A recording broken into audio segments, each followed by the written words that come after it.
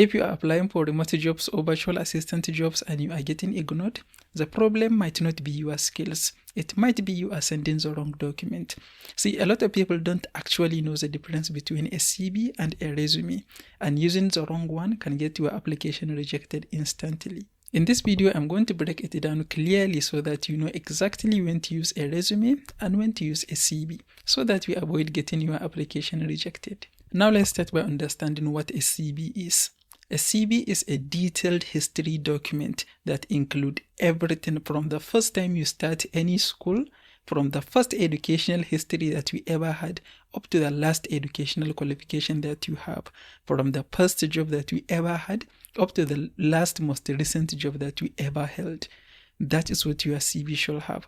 A CV can be as long as your history goes. You can include all your educational history, all your work experiences, any achievements you ever had, every detailed history that you have, anything, you can include it in a CV. And that is why it can go as long as your history goes. Now let's talk about a resume. A resume is a short and focused summary of your educational background and your work experiences targeted toward a specific job. With a CV, you can create one CV and you will use it for any job that requires a CV. But with a resume, you are going to customize a resume to be for a specific job. So if you are applying for multiple jobs in different companies, each resume is going to be edited and customized toward that specific job that you are applying to, because it is a summary of your experience, whereas a CV is just a history, and the detailed history is not going to change. And a resume should not be more than 1 page. But if you really want to include many other things, if you have a lot of other experiences, you can take it up to 2 pages, but not anymore. But a CV, you can include as many pages as you have experiences and educational history to add. Your resume is going to include a summary of your educational background and a summary of your work experiences and the current skills that you have. Instead of listing all your educational history, you can only include your highest level of education in your resume. And instead of including all your work experiences with any detail, you can only include your relevant work experiences and include what you accomplish in each job, instead of listing your responsibilities in each job. So think of a resume as a sales pitch that you are going to send to a potential employer and explain to them why they should hire you. That is the purpose of your resume. And a CV is simply a documentation of all your work experiences and your educational history. So now the question is, when shall you use a CV and when shall you use a resume?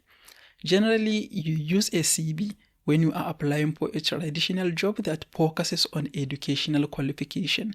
When you are applying for a government job, you are most of the times a government job is going to require you to send a CV, because a government job requires to see the educational qualification.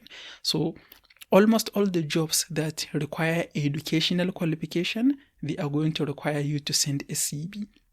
But almost all the jobs that require skills and experience are going to require you to send a resume. So most times, in most cases, when you are applying for remote jobs, you are going to send a resume, not a CV, because they focus on what you can do, what skills you have, instead of what educational qualification you have. So that is how you should think about it. If a job is requiring educational qualification, then a CV is probably going to be required. But if a job is focused on what skills you have and what you can do, a resume is best fit for that job. But what if you are a virtual assistant? If you are a virtual assistant, you see, clearly you should send a resume, right? Well, not necessarily. I don't think I ever sent a resume or a CV for any client that I work for as a virtual assistant. If you are a virtual assistant, especially if you are working on freelancing platforms, I never really had any client that asked me to send a resume or a CV or any educational qualification. What you are going to use and what is going to be the most effective if you are a virtual assistant is a portfolio.